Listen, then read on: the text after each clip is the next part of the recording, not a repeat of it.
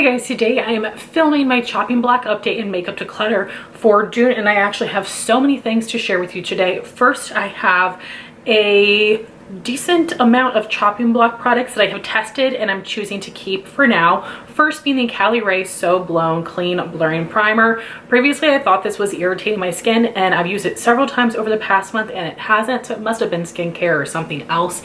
And this is not like blowing me away, but it is fine. And I don't have a ton of primer, so I would prefer to use that up. And then the foundation I'm wearing today is the Maybelline SuperStay Vitamin C Skin Tint in the shade 110, a great shade match for me. I haven't tried the Makeup by Mario foundation, but this looks very similar in that it gives pretty full coverage and has that shimmer throughout it. This is not a skin tint whatsoever. If this had a foundation label on it, everyone would think this is a foundation. It's just a lot of coverage, which I love. But this looked heavy on my skin a couple of times when I was wearing it, which is not cute. And I like a full coverage, but I don't want it to look heavy. So it looks nice today though. I'm gonna hang on to this and use it more. I would definitely prefer to use it up than pass it on, but we'll see. Next would be the Rare Beauty Bronzer Sticks. This has been a product I've regretted buying for such a long time because the shades don't work well for me. Power Boost is a little bit too yellow green, and then Happy Soul is a bit too red. But I put this in my deck of panning and I use these 5 to 10 times. Happy Soul I used under my foundation right in the hollow of my cheek, and then Power Boost I used on top of my foundation on my cheek and up on my hairline, and I feel like they blended out nicely. They ended up looking pretty good on my skin, and with just those 5 to 10 uses I already am seeing wear on the Power Boost shade right here. So because of that, it makes me feel like, oh, maybe this wouldn't be too terrible to pan next year, and I would feel much better about panning these than I would about just decluttering them, especially because I have 2 shades. Yet I'm so mad at myself that I just tried to make these work so badly for me because they were so popular, but the shades just were not it. But I think they will work out fine enough. So if you have tried to pan these bronzer sticks or know someone that has, let me know in the comments because I'm curious. I'm sure I'm underestimating these. Like, I'm panning a cream bronzer right now and I know it takes a really long time, but I might want to work on these next year. Then I had this Pat McGrath Blush Duo in Aphrodite Amore, and it's a really nice formula. The reason I had it in my chopping block is because I just didn't love the lighter shade as much as I do the brighter color, but I think that this is a really nice blush. I really enjoyed wearing this, so I am going to hang on to it, and it's hard to let go of something Pat McGrath. And lastly, I have the M Cosmetics Sunscape Highlight in Clarity. It's a really pretty golden highlight, but works well for my skin tone.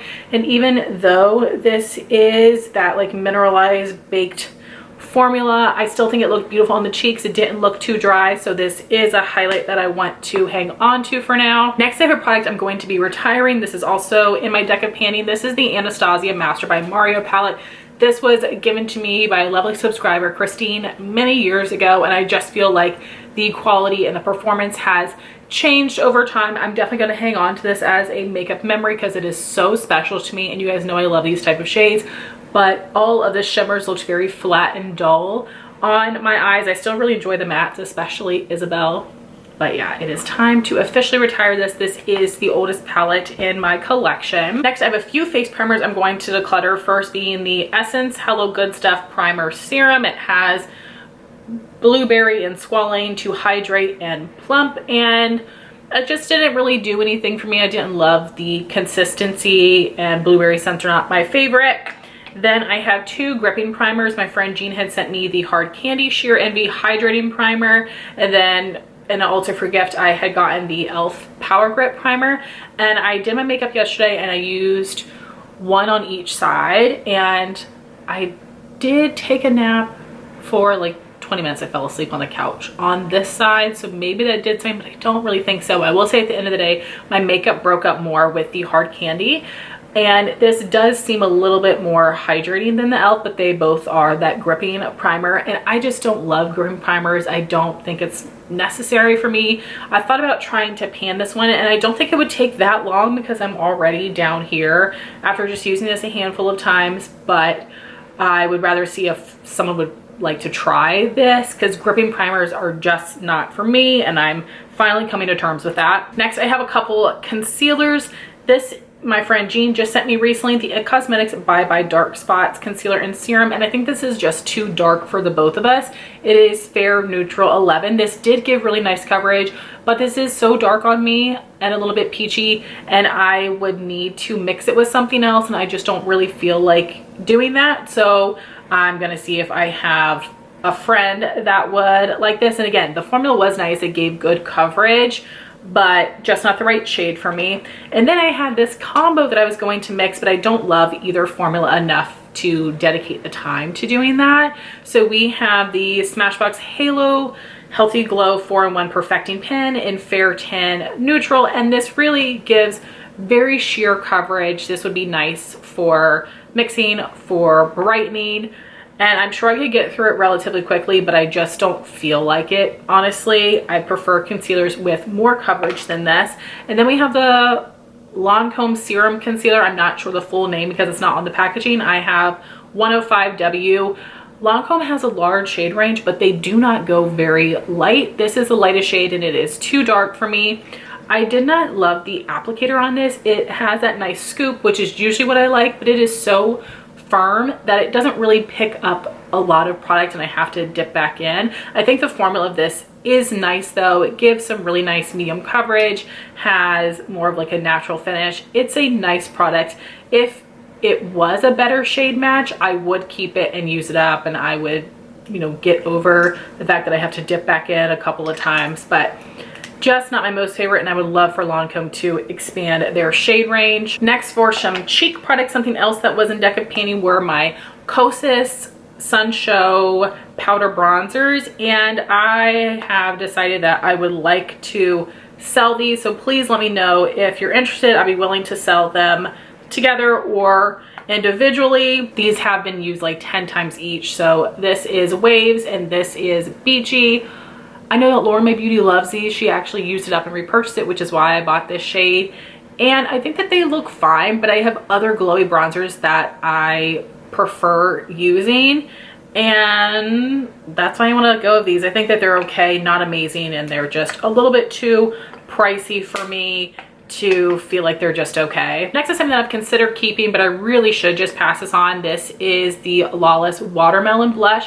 Now I definitely want to try some of their other blushes. I was impressed with the formula. It's nice and pigmented, blends nicely. This color does have a little bit of glitter in here, but it's not like too much glitter where it's very noticeable on the skin. This is a very unique shade to my collection. This is not as pigmented as you would think. I do think this is more of like a buildable formula, which is nice. And I just wore it the other day and it looked so pretty, but I know that this is not something that I feel like I'm going to want to reach for it. So I'm gonna have to make myself use, because this isn't a go-to shade for me. So that's why I'm going to pass it on. In the year that I've had it, I've only used it like twice. And then I'm also finally going to let go of this. This is the Jaclyn Cosmetics Putty Highlight in Ice. I knew I shouldn't have purchased this when I did, and it is a little bit too glittery for me, and that might just be because I'm just at that top layer, but I don't really want to dig in here, and I just don't love it. I shouldn't have purchased it. This is something else I want to sell, so let me know if you're interested. Next, we've got a couple lip products. First is this full-size Kopari Lip Glossy in Clear.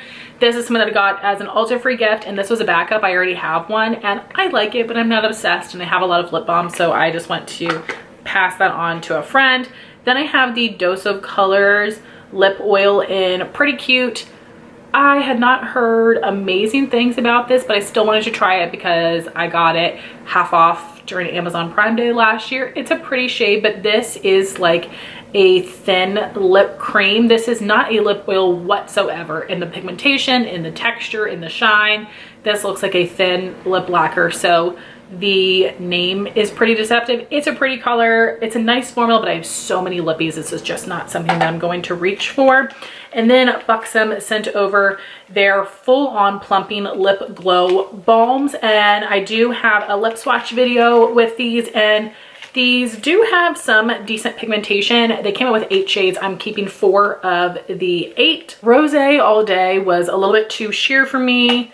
Dolly Delight is a little bit of a lighter blue base pink, which is not my go-to. And then we have raspberry glaze and blackberry jam, which were pretty shades, but not go-to shades of mine. And I'm excited to pass these on to some friends to try the formula. So those are all the things that are leaving my collection this month, and some updates on Chopping Block things that I have decided to keep for now. I would love to hear your thoughts if you've tried out these products in the comments down below, and I would love to know what things you have passed on recently. I want to thank you all so much for watching this video. Please like, comment, and subscribe, and I'll talk to you soon.